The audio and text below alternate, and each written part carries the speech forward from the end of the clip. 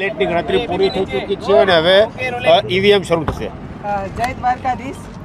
આજે વિધાનસભાની પેટા ચૂંટણીની મતગણતરી છે ત્યારે જ્યારથી જાહેરનામું પડ્યું ત્યારથી કરીને અત્યાર સુધી જ્યાં પણ અમે ગ્રામ્ય વિસ્તારમાં પ્રવાસ કર્યો, લોકોના આશીર્વાદ માગ્યા.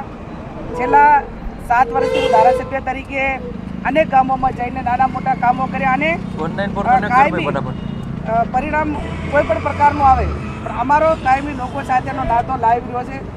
કાયમી જનસંપર્કમાં રહ્યા છીએ એટલે વાવ વિધાનસભાના મતદારો, સર્વ સમાજના મતદારો કોંગ્રેસ પાર્ટીને આશીર્વાદ આપી અને કોંગ્રેસની હેઠળ નોંધાવશે. અમે એ બાબતમાં કાંઈ લાભ માનતા નથી. એનું કારણ કે અમારી 24ની ચૂંટણી હોય, 22ની હોય, જનતાનો આભાર વ્યક્ત કરવાનો હોય અને સાથે રહીને જીત્યા પછી કોઈ પણ પ્રતિનિધિ એ કોઈ પક્ષનો નથી હોતો.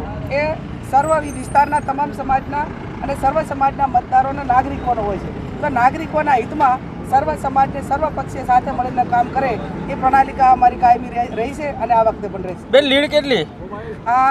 5000થી ઉપર અને 10,000ની અંદર કોંગ્રેસ પાર્ટી વિજય બનશે. બેલેટની ગણતરી પૂરી થઈ ચૂકી છે અને હવે ઈવીએમ શરૂ થશે. જય દ્વારકાધીશ.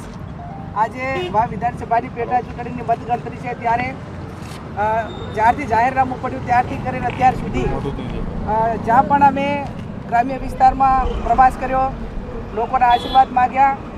છેલ્લા 7 વર્ષથી હું ધારાસભ્ય તરીકે અનેક ગામોમાં જઈને નાના મોટા કામો કર્યા અને કાયમી પરિણામ કોઈ પણ પ્રકારનું આવે પણ અમારો કાયમી લોકો સાથેનો નાતો લાવી રહ્યો છે.